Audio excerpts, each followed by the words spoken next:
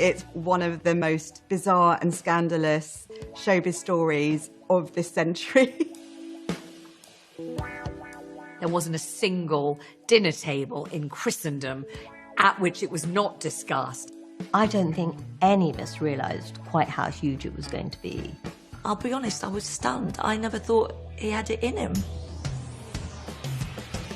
3, 2, 1.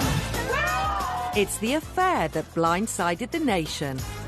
Blimey, where's that come from? I just remember seeing that headline, Ulrika's secret affair with Sven, and my jaw just hit the floor. The glamorous ex-weather girl and television star Ulrika Jonsson. Ulrika! The unlikely Lothario, England football coach Sven-Goran Eriksson. My private life, I prefer to have that private.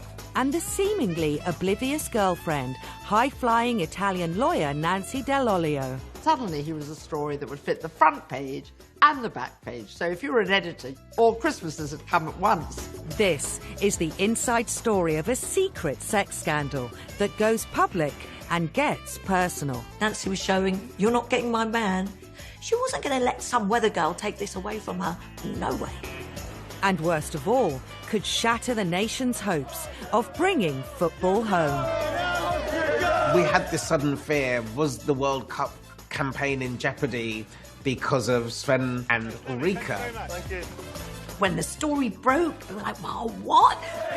It was crazy, crazy time.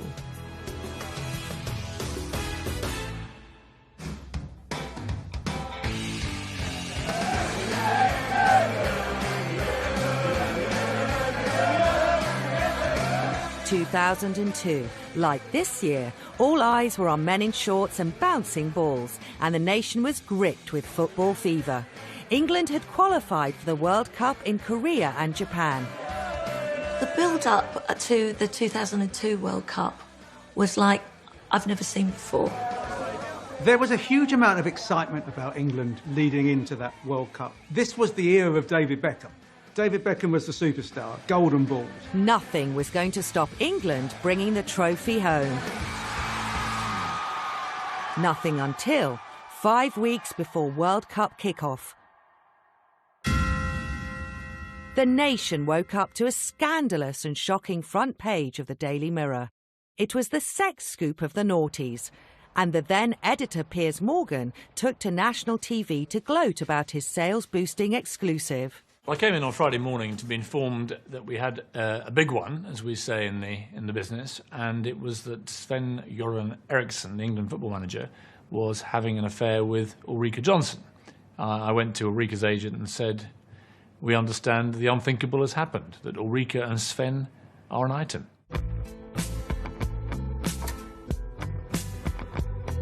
And then I got the call from Piers Morgan. I think he just started off and you just went Ulrika and Sven. And you kind of go, yeah, yeah.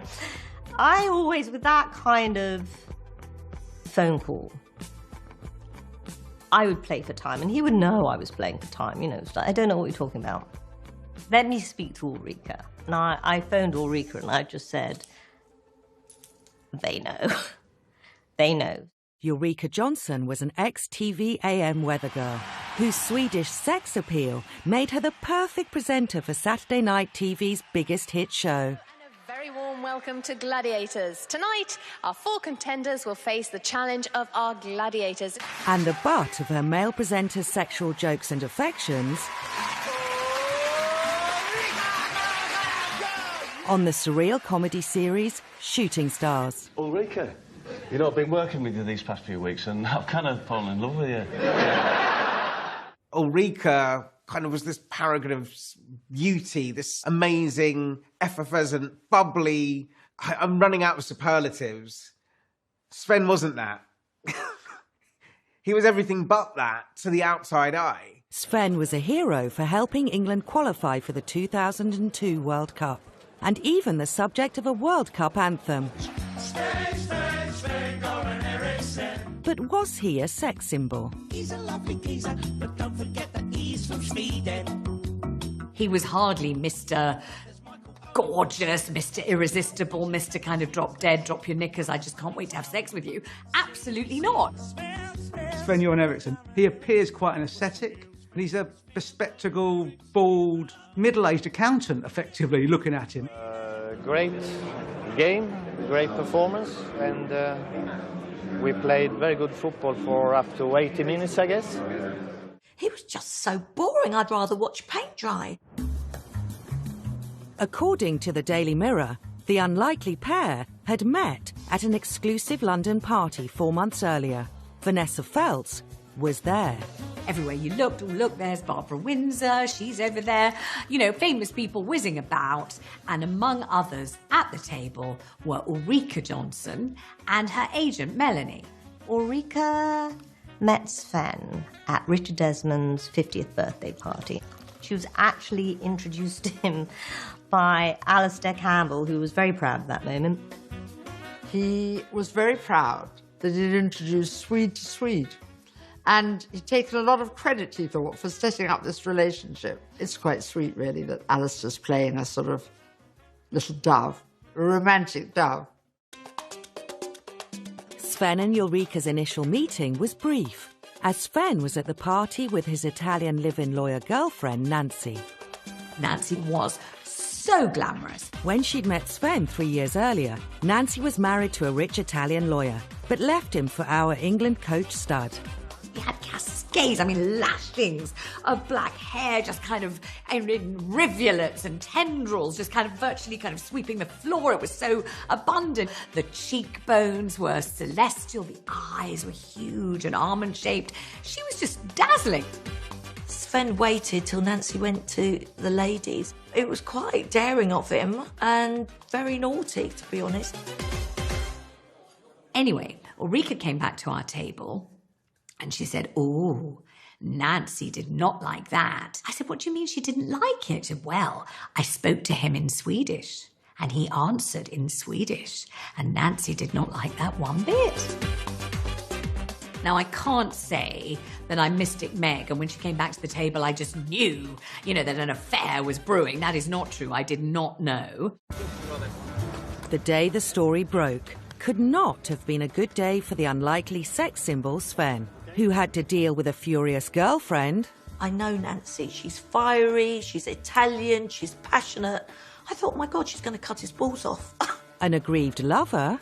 She was humiliated a lot. Her relationships were never easy. And an angry nation. Why are you doing this now? You are paid a lot of money. I think it was paid more than anyone else had been paid before. Give your attention to the job at hand. Coming up, the next instalment of this sensational story. Scandal just seemed to follow Sven. Over the course of a week of shocking headlines. She called her a poor, wretched girl who wants nothing but publicity. There followed yet more jaw-dropping revelations. Ulrika's nanny, she had seen Sven's little built-up platform shoes outside Ulrika's boudoir. It suddenly became this kind of catfight between Nancy and Ulrika.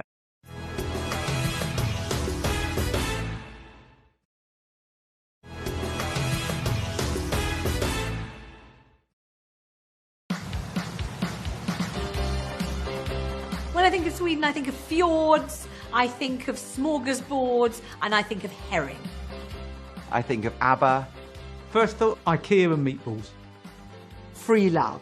Glamorous blondes. And of course, Ulrika and Sven, the Swedish England manager and blonde sex kitten TV presenter, whose 2002 affair behind the back of Sven's Italian girlfriend was the sex scandal of the naughty noughties. Anyone who didn't believe it was true didn't really understand how Swedish Ulrika was. I think there's a lot to do that they were both Swedish. I think they felt quite comfortable with each other. They could talk in Swedish. She had little nicknames for him, Svenish. It was very cute, it was sweet, it was romantic, and it certainly sounded better than Italian for Sven. Sven's secret lover left her native Sweden behind when she was 12 years old and began brightening up our nation's mornings in 1989 as a weather girl on TVAM. I'm enjoying it just as much as I did last night. Anyway, a good start to the day. With little meteorological knowledge, TV bosses were relying on the blonde Scandinavian's charm to woo the nation's early risers. This afternoon. They always said to us at TVM, I worked there too, that everybody bought a new television to put in their bedroom when TVAM started. And having seen you from their bedrooms made men feel quite differently towards women than having seen you from their sitting rooms with the rest of the family. That same year, rumours started to circulate that Ulrika was dating English royalty. The first time that she kind of hit the newspapers was when she was dating Prince Edward, and suddenly people were interested in who is this girl. She's Swedish, but she speaks perfect English. A rather coy Ulrika played down the royal liaison years later in an up-close and personal documentary. I think we had a bit of a slap and a tickle once or twice, but I don't think it wasn't an ongoing relationship. It was in 1992 that Ulrika left the weather behind for primetime entertainment and became the presenter of the Saturday night hit Gladiators. And the captain of Team B, Miss Ulrika Jonsson. And up for it, Ladette team captain on surreal panel show Shooting Stars. Down that pint in one, let's have that clock ready, and here's the Lagathon Challenge. Go on, Ulrika. She was really famous on Shooting Stars for being able to down her pints to the joy of everybody else. There was this kind of dichotomy of this sexy woman downing pints like a bloke. By that time, she was becoming well known for lots of reasons. One, she was a good presenter. She was presenting practically everything. But two, the men that she was seeing and the relationships that she was having, some of them were famous, some of them weren't. She married a guy called John Turnbull. They had a baby. We thought they were living happily ever after. But the marriage ended in divorce, and the single mum hit the headlines again in 1995 when she used her trademark sexy Swedish persona to openly flirt with a hunky gladiator on primetime TV. The words golden boy, greased lightning, dreamboat spring to mind. Are we off on a date then? Well, I don't know about that, but that was about the wall, actually. I looked after her from 1991 until 2008. That was a long time. And there were a lot of things that happened in that time, good and bad. And the tabloids loved her for it because she was just out there. She seemed to be almost by that time a sort of tabloid creature. She almost lived in the tabloids. After that, she was involved with Stan Collymore, and this was a bit more difficult story in that it emerged that he'd beaten her up. Ulrika chose a TV platform to speak openly about the relationship, bravely revealing to the nation the abuse she suffered. Grabbed me by my arm and he said, "You come with me now or I'll kill you." And then it just all happened very quickly. I just felt myself go straight to the ground and I thought that there was a fight going on. And then I just felt 3 blows to my head. I think people maybe saw Ulrika in a different light then, because she was a victim as well as this woman who was famous. 3 years after her turbulent relationship with Stan Collymore ended, Ulrika fell for Sven. So after the volatile relationships that she had, he sort of probably offered a little bit of safety net. Wrong. No. Sven came to England in 2001 to become manager of the England football team and brought with him girlfriend Nancy Dell'Olio, who openly supported his bid for World Cup glory. He's already had an affair when they were together in Italy. They'd only been together for a year at that stage. But Nancy was so in love with him, it seemed, and she'd given up her entire life for him, and she had this dream of marriage and children. The jingoistic outrage to Sven's arrival made for an unusual story on top TV news programmes. The appointment was controversial because Sven was the first England coach who wasn't English.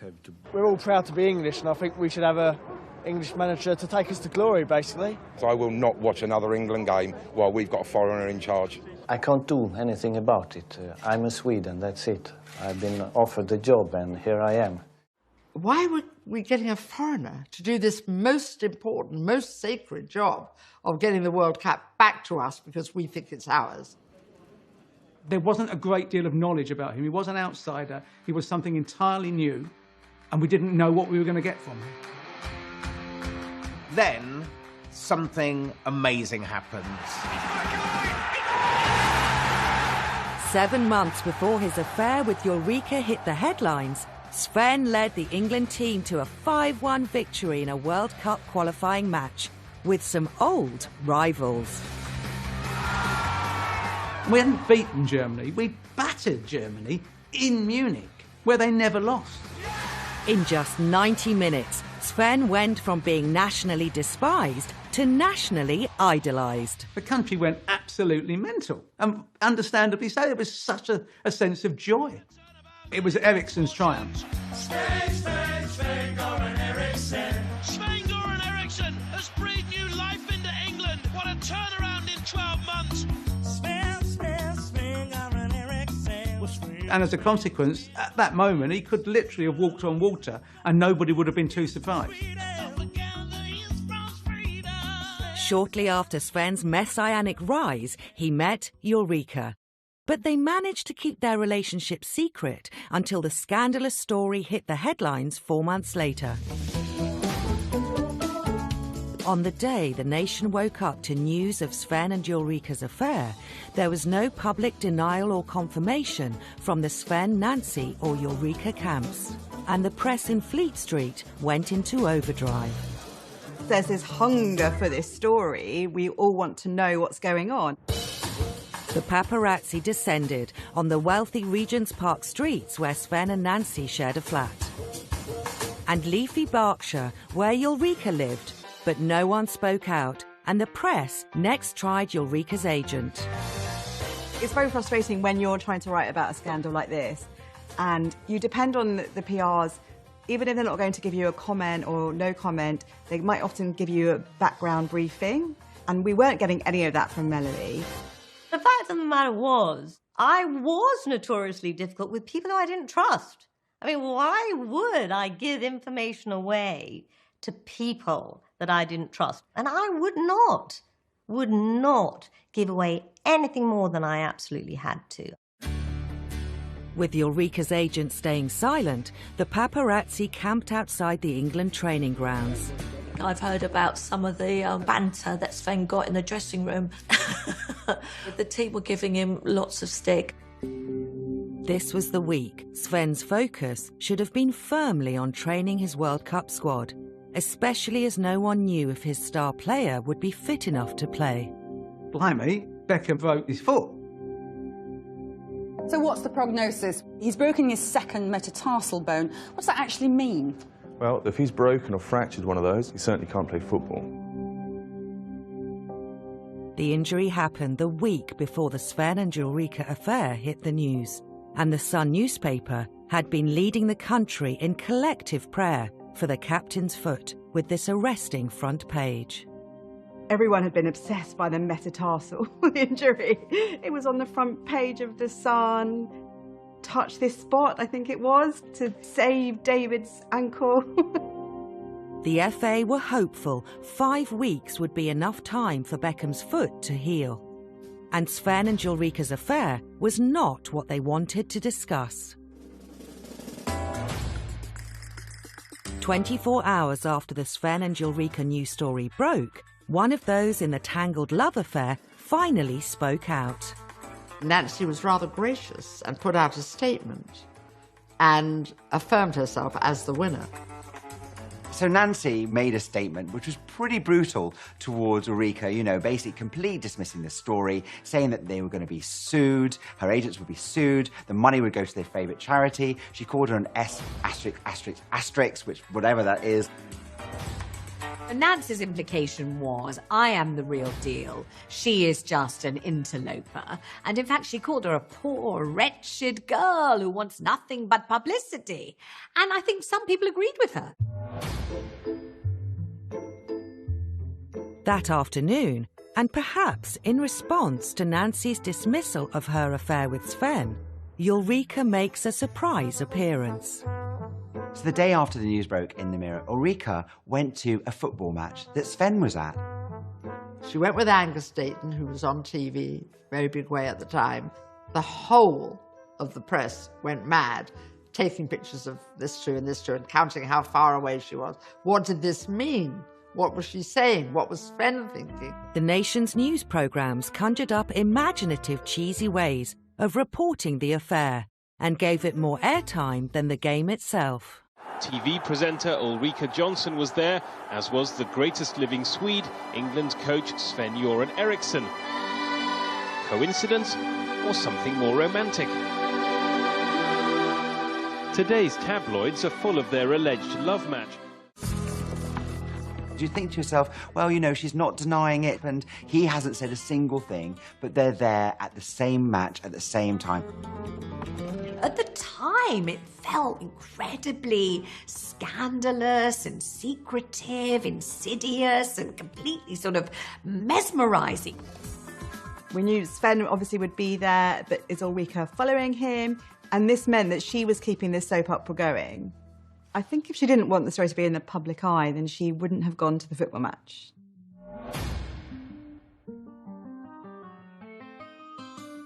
But love is a game of two halves. That evening, Nancy went on the counter-attack with just one goal in her sight. And what did she do? She went out for dinner with Sven to San Lorenzo, which was a very, very chic restaurant, which used to be patronised by the late Princess Diana.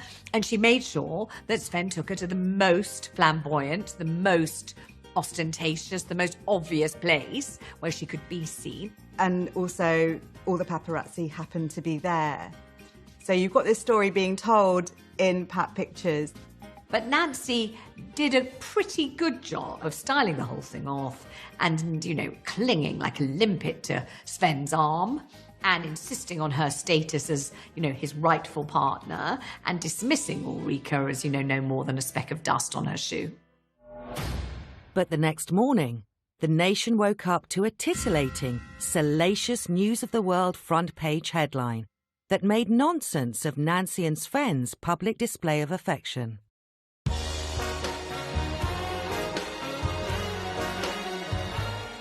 Ulrika's nanny said she had seen, and this was the detail that everybody liked, she had seen Sven's little built-up platform shoes outside Ulrika's boudoir.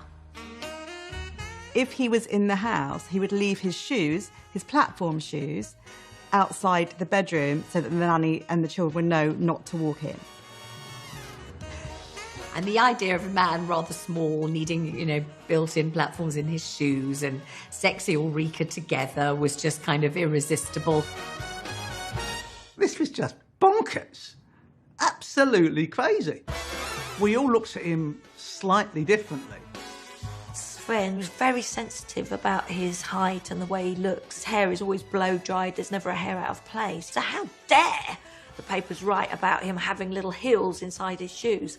He was not a happy man. Built-up shoes. That would do it for me. Coming up, Sven has his say. I have never any intention to do some comments about my private life. But the nation demands answers. Which one does he prefer? Who's better in bed? Suddenly became this kind of cat fight between Nancy and Ulrika. And we ask, how did the tabloids learn of the secret affair? We could posit a theory whereby phones were hacked at that time and answer phones were listened to. I mean, this was what these papers were like, and there was nothing really could do about it.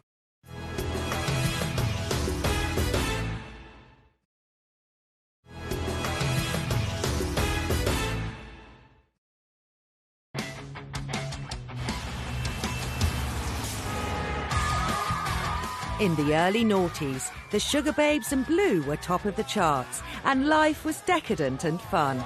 It was kind of an exciting time for anybody of any age. It felt accessible. Fashion was frivolous. Everybody was going to Topshop and Top Man, spending lots of money and enjoying themselves. Celebrities were the new royalty, and the groundbreaking reality TV series Big Brother turned ordinary people into stars overnight.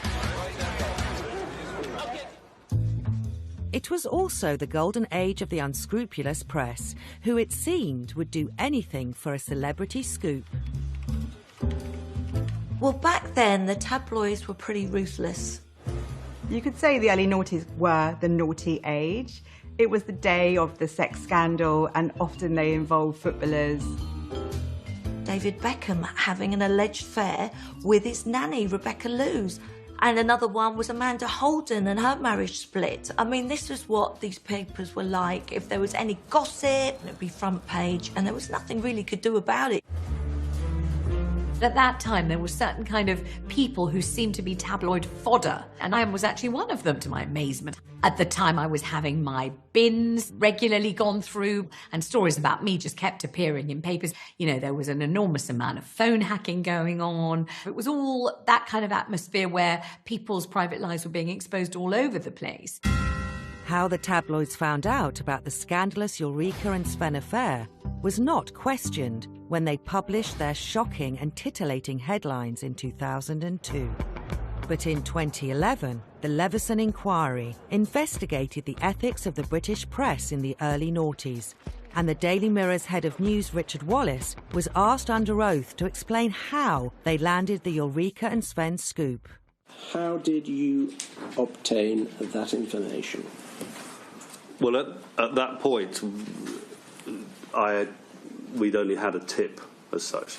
It wasn't a confirmed piece of information, which is why I'd gone to the editor's office. And is it possible, even if you weren't told, is it possible that it was phone hacking? It's possible, yes.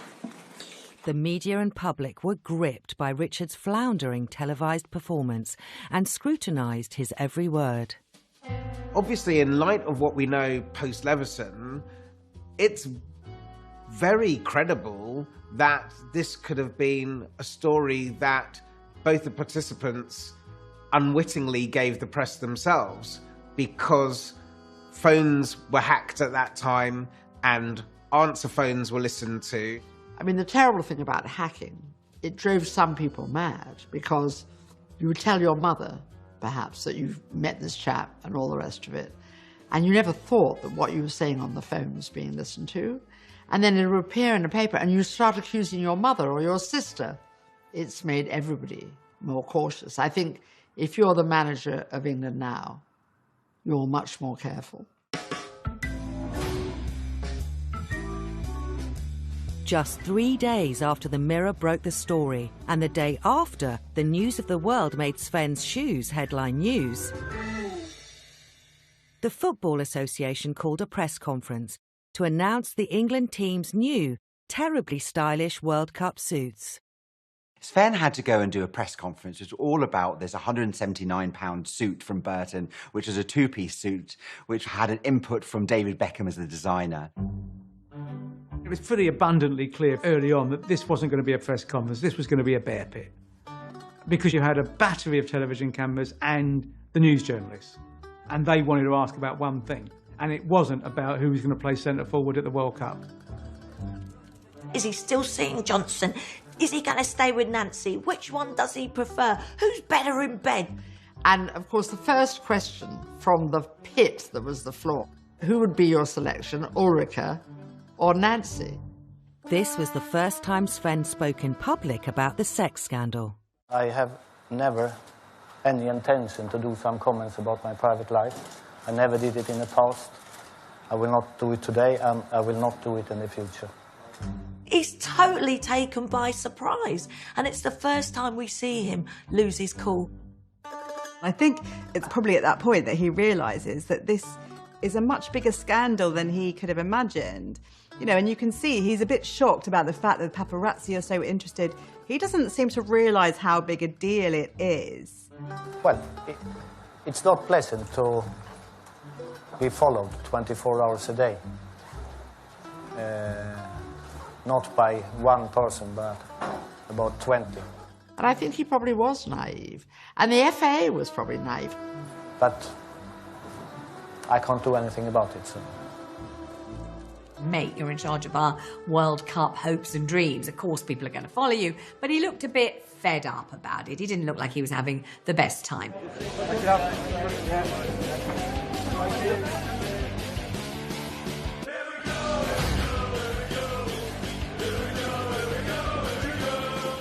There was now only 4 weeks to go until England was due to fly to Japan, and excitement for the World Cup was mounting. David Beckham's foot was healing, but no one knew if he would be fit enough to make the squad. And according to the tabloids, Sven was putting football before his personal life, and also made a shocking announcement. The news that Sven would be taking Nancy to England's pre-World Cup training in Dubai was a kick in the teeth for the England manager's secret lover, Ulrika. The point about Sven is that he told Ulrika, as part of his, reassurance that she was the one for him, that Nancy was history. Once the World Cup had finished, that was it. That was it with him and Nancy. Then he would definitely be able to move on from her. Yeah, but it didn't quite work out like that. Ulrika, have you got a moment for a quick word? The media had a field day with the latest revelations, and their next move was to turn the story into a spectator sport, pitting the women as rivals against each other. Newspapers, I'm afraid, still love the idea of rivalry between women. In the right corner, in the left corner, rivalry between men is accepted. Rivalry between women is still a bit devilish. The fact that they look so different and they seem to have almost quite different attitudes to life just made it all the more delicious. These two very different women, both fighting for the same man, and I think probably everyone was like, why?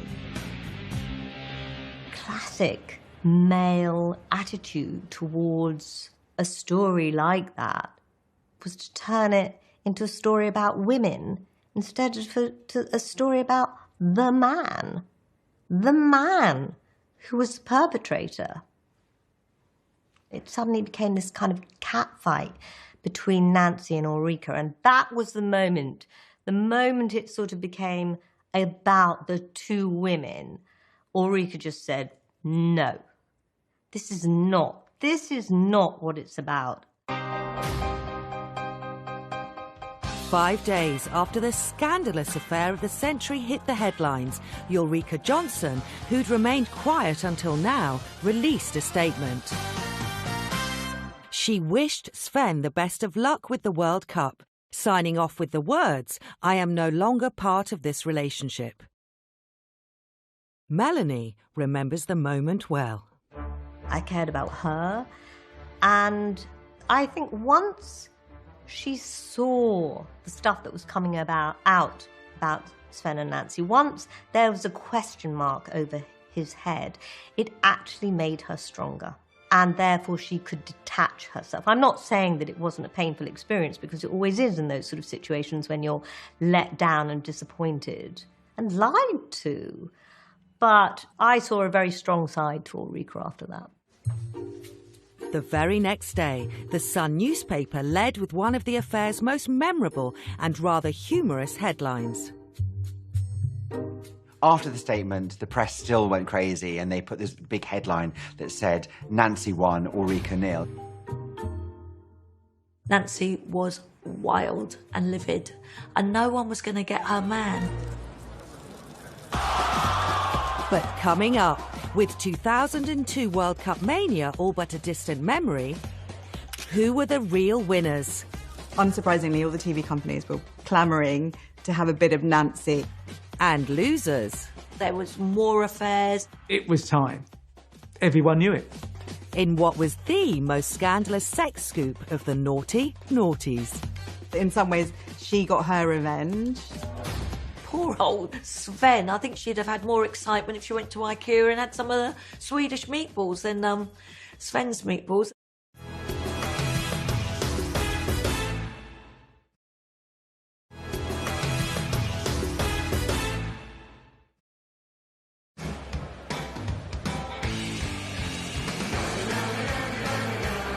In May 2002, the 17th FIFA World Cup in Korea and Japan kicked off, and all eyes were on Sven-Goran Eriksson's team, led by the now fighting fit David Beckham. We were knocking at the door. We could be world champions. There was that feeling that we could win. But the outcome is history. We all know what happened next. For England fans, it's that same old numb feeling. England were beaten by Brazil in the quarter-finals. Their World Cup dreams shattered. Lost 2-1, having been 1-0 up. It all ended. But Sven had done really well. He'd taken over a team that was going nowhere, that wasn't going to qualify, and it felt like a near miss. The defeat should have marked the end of the Sven, Ulrika and Nancy soap opera, but it seemed the ladies involved had no intention of putting the story to bed. First to tell all was Ulrika, who published an autobiography in October 2002.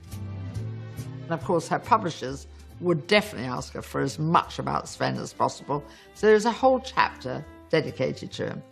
I don't think she was very keen to write a Sven chapter, but the editor and I kind of talked to her about it and said, you know, you've got to, in a way that's been such a big story, in order you'll lose credibility if you don't include the chapters. Of course, this scandal will massively help her book sales, and I'm sure they did.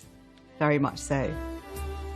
The book was a huge success, with 9,000 copies sold in its first week. But Ulrika and her team were shocked to hear some readers refused to believe the affair happened.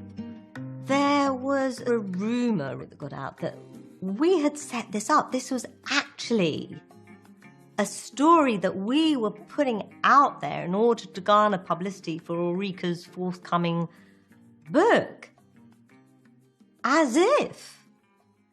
Was it a publicity stunt? No, absolutely not. Perhaps feeling left out, 8 months later, Nancy landed an exclusive Hello magazine cover. The popular celebrity mag decided the nation was ready for the next instalment of the love triangle saga, and a flamboyant Nancy was captured in a series of glamorous photos. So Nancy did this Hello magazine shoot in her friend's house in Rome. It was her way of saying, here I am, this is Nancy Dell'Olio. She's quite demure, she's not so over the top, she's been sleeked down. She was sporting a sort of Easter egg size diamond, and the implication was that Sven had given her this diamond, they were betrothed, it was her engagement ring. But 2 years later, Nancy's hopes of a future with Sven were dashed. Her boyfriend was caught with his pants down again, this time with his personal assistant, Faria Alam. Although she was using her work email, Ms. Alam wasn't exactly coy, writing of a trip to Sweden just after Euro 2004. Sven had a great body and he performed a certain sex act in a very satisfying way. And so the moral of the story thus far, if such a story can be said to have one, is always be careful exactly what you choose to divulge to your colleagues using your work email. Nancy was humiliated once more. And you kind of feel a bit sad for her that she wasted so much time with this guy who clearly didn't love her the way that she loved him. And Sven's days as England manager were numbered. There was more affairs, and sadly, scandal just seemed to follow Sven after that. Following revelations that he spoke to an undercover journalist, aka the fake sheikh, in January 2006, it was announced that Sven would be stepping down as England coach. The reality in football is that every manager has a shelf life. Whatever they are, however good they are, and Eriksson after 4 or 5 years had reached that point. It was time. And I think everyone knew it. Nancy may have lost her man, but she hadn't lost her fame. The fallout from the affair was that suddenly everybody in the country knew who Nancy was. We could see that she was beautiful, that she certainly had attitude, and unsurprisingly, all the TV companies were clamouring to have a bit of Nancy. Nancy seemed to relish the attention the affair created by appearing on the UK's biggest chat shows. What I want to know, Nancy, is... Yes. I mean, what do you do Well, I'm not really, now quite full-on in entertainment world almost, so I'm not really doing low, but I've always been doing like public affairs. Public affairs is working when the society or some private or public company are working particular specific deals, using my networking around the world. Well, I'm glad I asked. You cannot understand a word she says. She doesn't really speak English. She speaks a kind of a patois, kind of a kind of language all of her own. You did it with lots of passion. It had a lot of oomph. There was no question that, you know, you gave it some, va-va-voom. What you said, I just do not know. And it wasn't only her spoken word that entertained us. Who could forget Nancy's enthusiastic and offbeat interpretation of the salsa? She certainly has had years of career in reality TV. I think because the British public have found a kind of fascination in her. She's just unashamedly herself. She's glamorous, she's wonderful, she's funny. She stays utterly fabulous, and I kind of love that about her. Whilst a TV career was all new for Nancy, Ulrika had graced our TV screens for 2 decades, but the affair helped keep her in the spotlight. And savvy TV producers gave her ample opportunities to promote her sexual fantasy image. Oh, smells good. Would Ulrika take up position in front of the weatherboard? In 2009, celebrity Big Brother encouraged Ulrika to dish the dirt on her affair. She responded in a sassy, defiant manner. Running parallel to this highly successful career has been a slightly unsuccessful personal life. And in the words of Edith Piaf, je ne regrette rien. During the noughties, Sven kept very quiet about his illustrious love life. But in 2013, the ex-England manager made a surprise return to the UK's tabloid headlines. Having always said his private life was private, he decided to cash in and released an imaginatively entitled autobiography, Sven, My Story. So it later emerged that in Sven's autobiography that he'd been trying to get rid of Nancy. In fact, in his book, he quite nastily said that when he came to England, he had hoped that she wouldn't follow him, and she did, which is a pretty horrible thing to say. He was kind of hoping that she would stay in Italy, but she was madly in love with him. So he revealed that he bought a separate place in Belgravia for 1.6 million, which was his space away from Nancy, from their Regent's Park home, which is also where he entertained women. He had a shag pad in Belgravia. He'd already bought a place away from Nancy. In his autobiography, Sven boasted about his sexual bed notches. But when he appeared on Britain's most popular daytime TV show to promote it, Phil and Holly couldn't resist using their journalistic nous to tease the ex-England coach. I'm looking at what Ulrika, and you were actually quite nice to Ulrika in the book, but this weekend in the newspapers, did you read what she said in the papers? No, I haven't. I heard about it. Sex with Sven was an ordered and functional as an IKEA instruction manual. I heard about that, yeah. And she said, devoid of passion, he had all this power and money, yet he was the weakest man I've ever met. Okay. She's brilliant at working the media still. So, of course, that's going to get headlines, and it still does. So good on her. You know, I guess in some ways she got her revenge. As someone who's never put up an IKEA bookshelf, I really can't put a comment on it. I suspect that's supposed to be quite damning. But it's a lovely image. Poor old Sven. I think she'd have had more excitement if she went to IKEA and had some of the Swedish meatballs than Sven's meatballs. They weren't that great, apparently.